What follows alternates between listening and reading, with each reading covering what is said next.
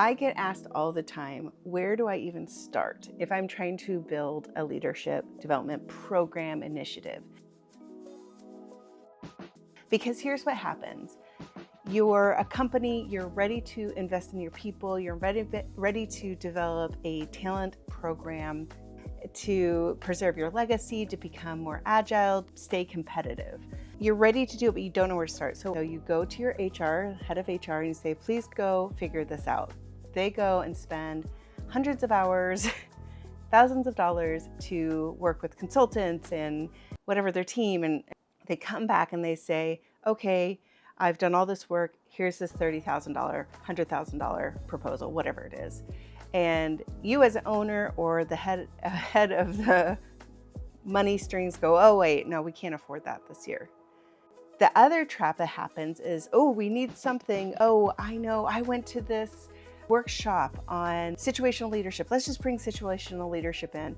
And they come in and they spend $20,000 training your entire company or team, and they go back and the book goes on the shelf and nothing ever happens. It doesn't have to be that way. And what we're going to do is just follow a very simple 3-step process. We do not need to overcomplicate it. And I'm just going to go through it real quick. So let's just start here with the first step. What is the end in mind for your leaders? What kind of leadership behavior, mindsets, skill sets your leaders have to be successful?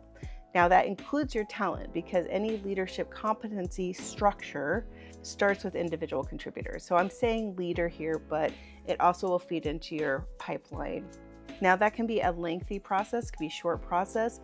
In itself, the process isn't hard, it's the people buy-in, and that's what can gum up the works.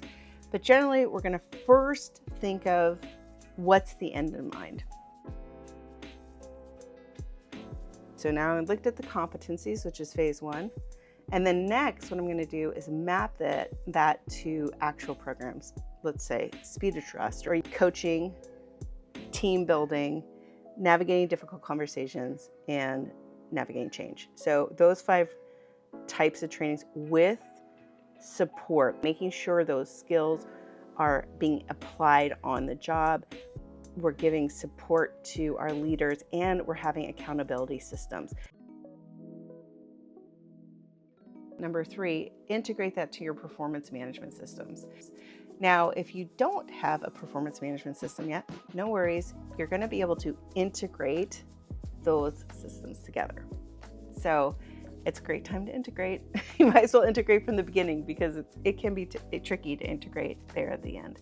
Anytime you mix something structured, like a performance management that's tied to employment law, and you try to tie that to something like organizational development or leader development, or what's all about growth and nuance, it's like something rigid coming against something nuanced. And so that integration can be a little tricky, but it's totally doable. You got it. I'm going to give you an example. I'm going to start with step 2 here. Let's say you already have your leadership structures, and I'm going to use some leadership principles. Very large company here in Seattle.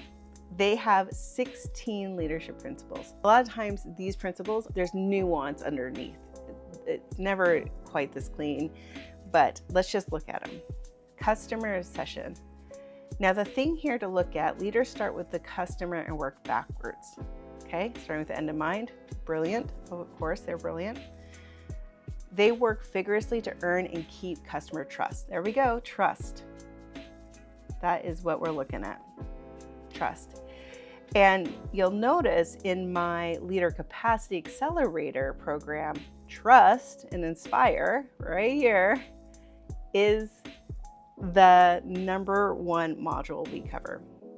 All right, let's go back. Ownership. Don't sacrifice long-term value for short-term results. Now that takes an ability to think in systems, to think in multiple layers. It have to integrate lots of information. Now that is a maturity thing. It takes time to build up that muscle. It takes self-awareness. You have to understand yourself what triggers you, how to change that, to calm yourself down. A common term is mindfulness, emotional intelligence. You need to be able to build that up. Now, sometimes in life, we are given the opportunity to face a challenge and dig into some grit and push through that challenge and have courage, and sometimes we're not. And part of developing a good program is that we have to manufacture challenging situations. Not like, I'm not talking like an ultimate maze here. it just have to make it, turn up the heat just a little bit there. Okay, invent and simplify. Simplification is not easy.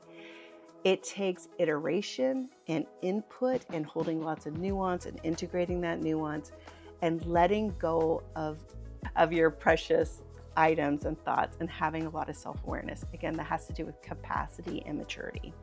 Are right a lot. Good instincts, good judgment. They seek diverse perspectives and work to confirm their beliefs. Oh, disconfirm. That's very important. Disconfirm their beliefs. So many times I work with leaders and I watch them have conversations with somebody to get input, but then they come back, I hear the conversation and I say, what did you learn from that? And basically all they pulled from it is what they wanted to hear, what confirmed their thoughts and beliefs and ideas. You have to be vulnerable and humble and step back and kind of push the ego aside. And that just takes maturity. I hate to say it. I mean, just think how arrogant you were at 18 years old. Growing up, part of growing up is when we're kids, predictable, and we all know what those are. Even as adults, we continue to forever. And we can get stuck as the technician, the achiever that's only concerned with your own goals. Use other people for your goals, but you're only concerned with your own goals. What this is asking for is a level called strategy. And that takes a lot of maturing and doing and meeting challenges and overcoming challenges. So I love that. Thank you, this company. Hire and develop the best. Of course, that's what we're here as leaders to do. Leaders develop leaders. Developing leaders is different than developing individual contributors. It's a different mindset. Take seriously their role in coaching others. Coaching, we know the neuroscience behind it. Our brains are like supercomputers, and asking questions helps us create those neuroconnectors. And if you have a leader or manager or coach who's just simply asking questions instead of giving you the answer, even though they know the answer, and don't we all just love giving the answer, it takes a certain amount of self-awareness. You've got to stop yourself from giving the answer. It sounds easy enough. You've got to practice empathic listening. And if you'll notice in my leader capacity, what do we have here? Maximize talent potential by coaching. Number 2. So number 1, needed skill is trust. Number 2 is being able to coach and listen. That's within the coaching. Coaching is just not asking questions. Insist on highest standards, rigor. When you're developing your program, you have to put in measurement loops because you're spending money on it. Thinking small is a self-fulfilling process. Leaders create and communicate bold direction and inspire results for ways to serve customers. Again, this is about embracing different perspectives, even if it sounds weird or is divergent. All right, earn trust. There you go. Number 1. Deep dive. Leaders operate at all levels. Stay connected to details. This is what I love about this company, and what I heard is their number 1 success metric is that they have small, agile teams. But again, you have to have strong ability to bring people together and have them flow. Half outcome, disagree and commit. Okay, this is great. Now, if you're going to ask people to disagree and commit, you also have to be able to receive the disagreement with grace and in a way that's productive and have productive conflict. And that's part of the model. Number 3, having difficult conversations. And not just having difficult conversations, but holding difficult conversation to turn conflict productive. This Leader Capacity Accelerator has all the skills. It also includes things like coaching and manager support Scale, success and scale, broad responsibility. So we're going to do small tests. We're going to fail fast. It takes being able to see multiple steps out. And I talk about these capacities of maturity. Once you expand your capabilities of holding nuance, multiple perspective, knowing yourself, understanding how you're presenting yourself, and curbing your reactive state, staying grounded, all of those things that are the benefit of that capacity. So if you want a strong pipeline, you've got to look at that capacity of that technician capacity, where they're great technically, they're hard workers, but they have maybe a little bit difficult time delegating or building a high-performing team, or understanding what needs the most attention. See that all needs to be 110%. Well, that can cause problems with going fast, taking risks. They'll get overwhelmed and then it'll just clog the whole thing up.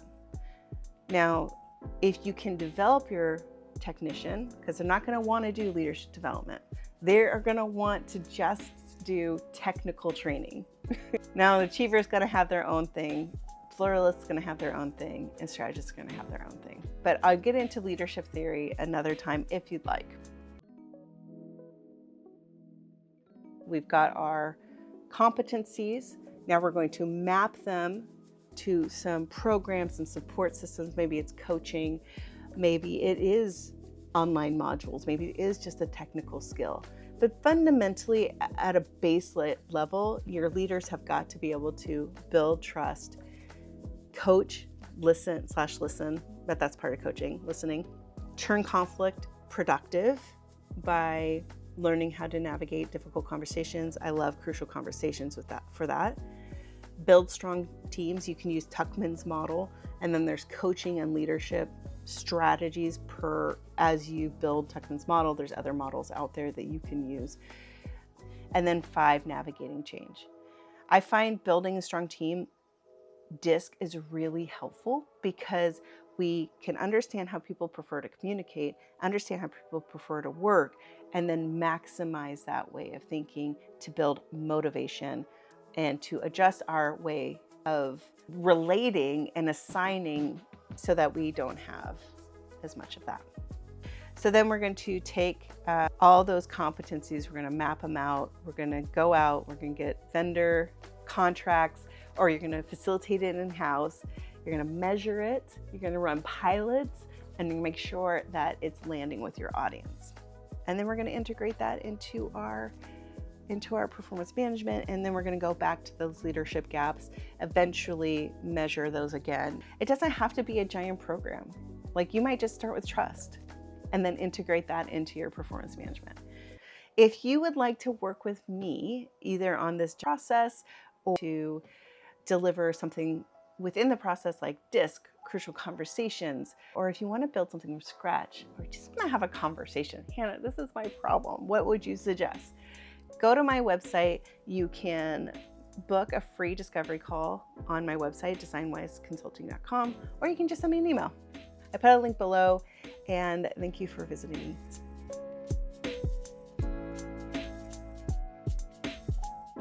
From DesignWise Consulting, and I am going to go through my 3-step process. And all I have to say is it really doesn't need to be that complicated. Why does it have to be so complicated? Okay, I'm no Avril Lavigne,